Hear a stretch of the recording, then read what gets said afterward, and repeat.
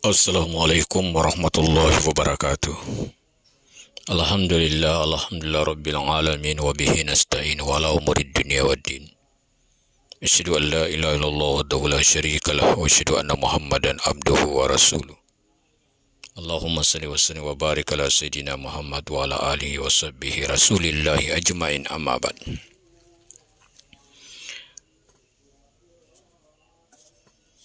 Anak didikku sekalian, paket A atau kelas 6. Pada kesempatan ini hari Ahad tanggal 6 November 2022 bertepatan pada tanggal 11 Rabiul Akhir 1444 Hijriah. Bersyukur kita kepada Allah Subhanahu wa taala sehingga kita dapat melaksanakan aktivitas proses pembelajaran kita lewat daring. Mudah-mudahan Allah Subhanahu wa taala memberikan keberkahan dalam proses pembelajaran kita pada hari ini.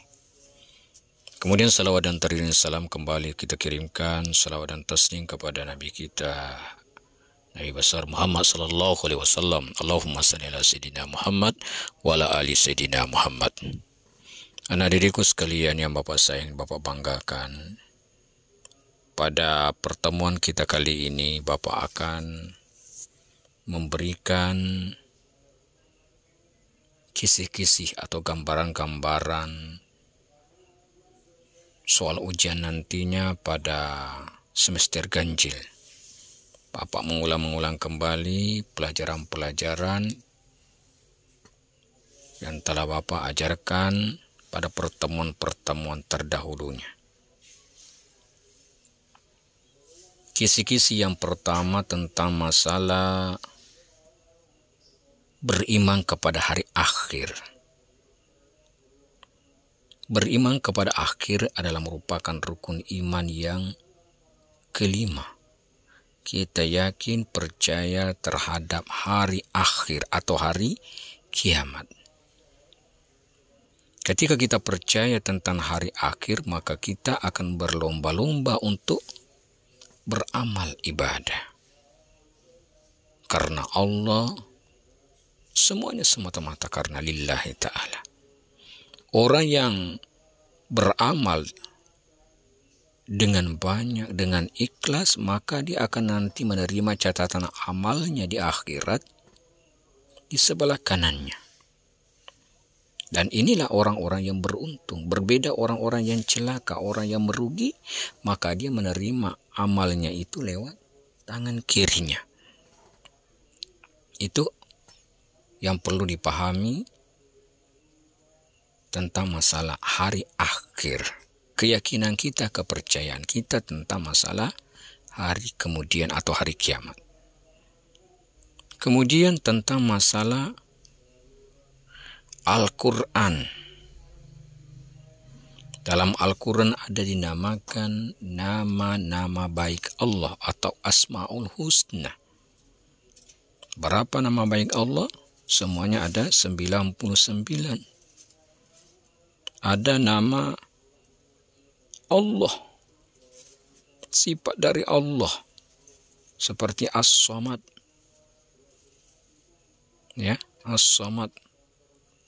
Dalam Al-Quran, surah Al-Ikhlas, Allah Subhanahu wa taala firmankan, Allahus Samad.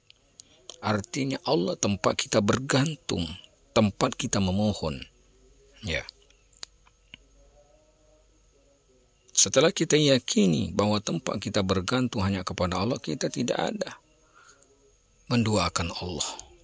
Tidak boleh meminta-minta kepada patung atau berhala-berhala seperti agama lain. Kita hanya yakin, percaya, memohon, berdoa hanya kepada Allah Subhanahu wa taala. Allah yang mengabulkan doa-doa kita. Selanjutnya tentang masalah hari kiamat tadinya. Hari kiamat itu adalah hari hancurnya dunia. Ya, hari diperhitungkan amal kita. Ketika manusia sudah meninggal dunia, maka dia masuklah namanya alam barzah, alam kubur. Kemudian nanti dibangkitkan lagi, dikumpulkan, namanya padang mahsyar. Di situ di padang mahsyar akan merasakan bagaimana panasnya terik matahari sudah sejengkal dengan kepala.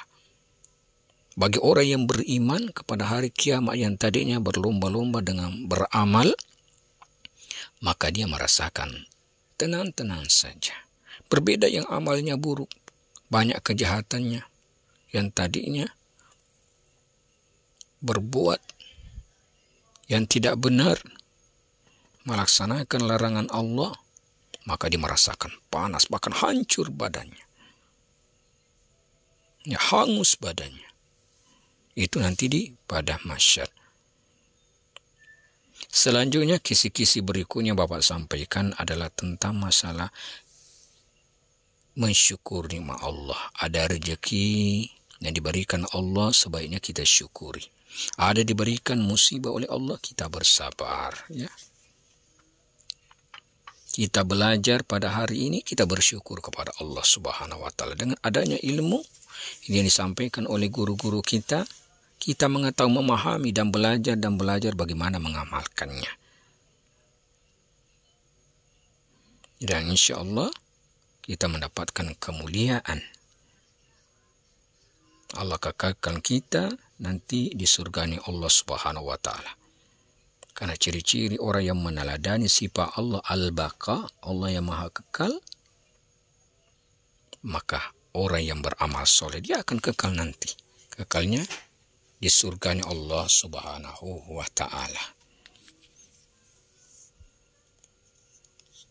Kita bukan orang-orang yang kerjanya hanya menumpuk harta, hanya dunia saja. Kita juga harus memahami bahwa kehidupan kita ini bukan hanya kepada kita, umat Islam. Ada agama lain. Kita tetap toleransi sebagaimana yang difirmankan Allah dalam surah Al-Kafirun. Ya, lakum dinukum waliyadin. Lakum dinukum waliyadin. Untukmu agamamu dan untuk pula agamaku. Untuklah agamaku dan untuk pula agamamu. Ya, makanya kita saling toleransi, memahami dalam kita beragama.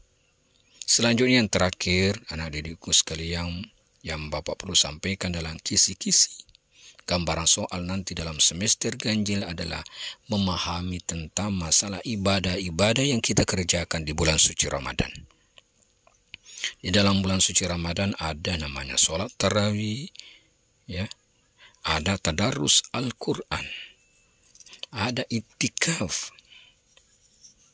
ya, yang itu semuanya adalah suatu ibadah yang merupakan rukun Islam yang keempat, yakni melaksanakan ibadah di bulan suci Ramadan, beramal di bulan suci Ramadan. Pelaksanaan sholat tarawih, ada yang melaksanakan sholat tarawihnya 36 rakaat. Itu di zaman Umar bin Abdul Aziz.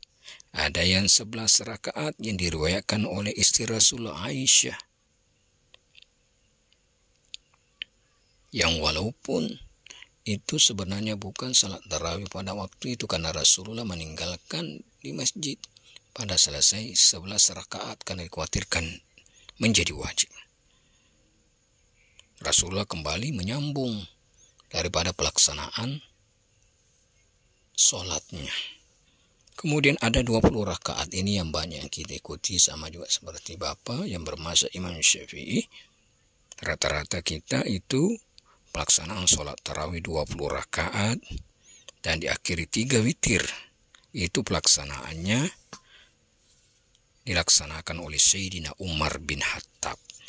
Mungkin inilah yang Bapak-Bapak sampaikan, anak didikku sekalian kelas 6 paket A. Tetap belajar dan bersungguh-sungguh. Sebelum Bapak mengakhiri, Bapak memberikan latihan, ya. Nanti setelah selesai kembali kirimkan. Soal yang pertama adalah bagaimana batasan toleransi dengan umat agama non-muslim. Yang kedua, jelaskan cara meneladani Asmaul Husna Al-Muqaddim. Yang ketiga, tulislah surah Al-Kafirun ayat ke-6 beserta artinya. Yang keempat, apa yang dimaksud dengan Yaumul Mizan. Dan yang kelima, apa nama tempat berkumpulnya manusia setelah dibangkitkan dari alam kubur. Ya, selamat mengerjakan, sukses semuanya. Mungkin demikianlah Bapak dapat memberikan pelajaran pada hari ini. Bidang kurangnya mohon dimaafkan, dan kita tutup dengan doa kifaratul majlis. Subhanallah bihamdika asyhadu an la ilaha anta astaghfiruka wa atubu ilaik. Wassalamualaikum warahmatullahi wabarakatuh.